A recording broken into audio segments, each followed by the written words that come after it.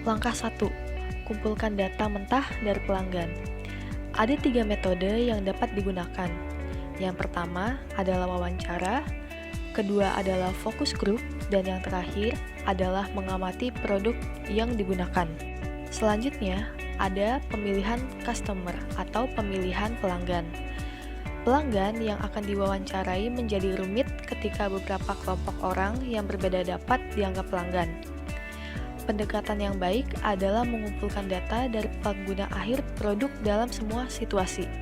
Dan dalam kasus jenis pelanggan atau pemangku kepentingan lainnya, jelas penting untuk mengumpulkan data dari orang-orang ini juga. Beberapa peneliti seperti Griffin dan Hauser mengumumkakan bahwa analisis yang dilakukan kepada banyak pelanggan yang berbeda dapat merujuk pada hal yang sama. Jadi sangat penting dalam mendengarkan kebutuhan konsumen dan diperlukan lebih dari satu tim untuk melaksanakan survei atau wawancara tersebut. Baik, di tabel kita bisa melihat pada guideline pertama. Ungkapkan produk tersebut dalam hal apa yang bisa dilakukan produk tersebut, bukan bagaimana produknya bekerja. Pelanggan sering menyampaikan referensi mereka dengan menggambarkan konsep solusi atau barang jadi. Namun, sebuah statement kebutuhan harus dinyatakan dalam hal independen dari solusi teknologi tertentu. Maksudnya adalah apa yang ditawarkan dari produk tersebut. Lalu yang kedua ada kekhususan produk. Ungkapkan kebutuhan tersebut secara khusus. Untuk menghindari informasi, jelaskan kebutuhan pada tingkat dan detail yang sama dengan raw data yang kita miliki. Lalu yang ketiga, gunakan kalimat positif, bukan kalimat negatif. Dalam mempresentasikan kebutuhan tersebut menjadi sebuah produk akan lebih mudah tentunya jika kita menyatakan atau menggunakan kalimat positif dalam menjawab pertanyaannya. Lalu yang keempat ada atribut dari produk.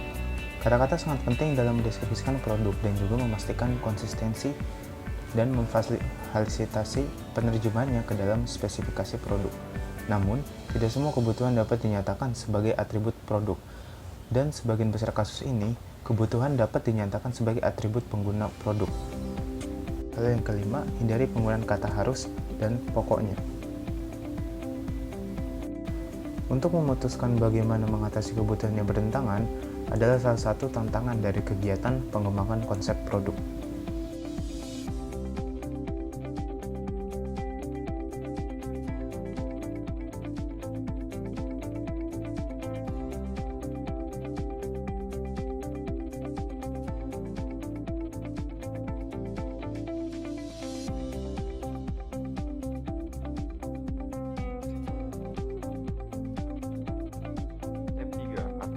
Ke dalam hierarki.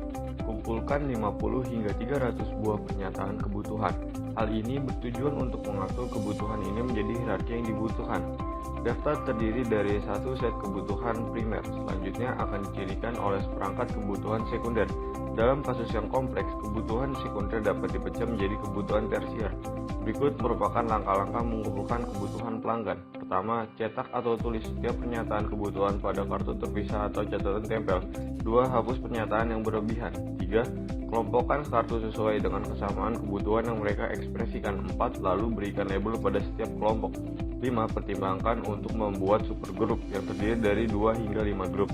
6. Tinjau dan sesuaikan pernyataan kebutuhan yang terorganisir.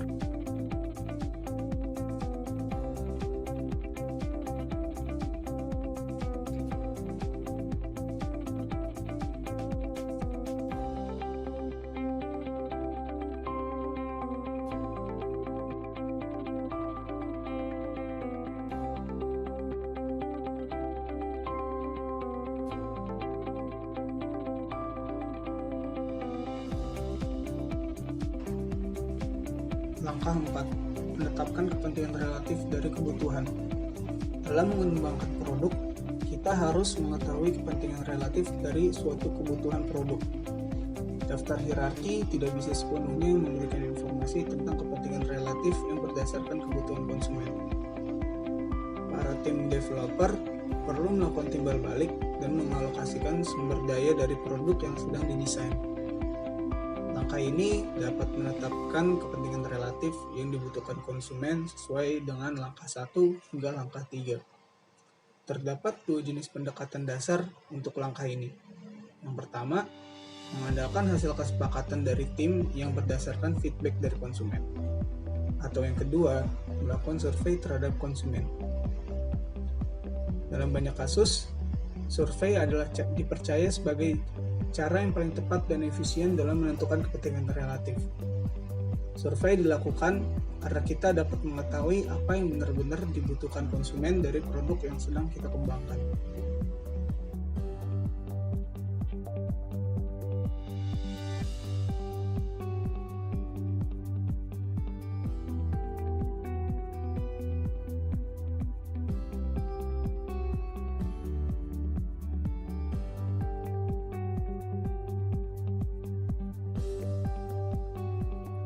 Tahap 5. Evaluasi hasil dan proses. Identifikasi dan pemetaan kebutuhan customer dapat menjadi parameter terstruktur dan terukur, namun bukan ilmu yang pasti. Identifikasi ini harus dibersamai dengan peninjauan dan evaluasi secara data pada hasil dan proses sehingga dapat menemukan titik di mana bisa dikembangkan proses lain atau metode lain yang lebih potensial. Evaluasi bisa berupa survei terkait kebutuhan penting dan pendukung agar bisa melakukan pengembangan dan antisipasi di titik lain.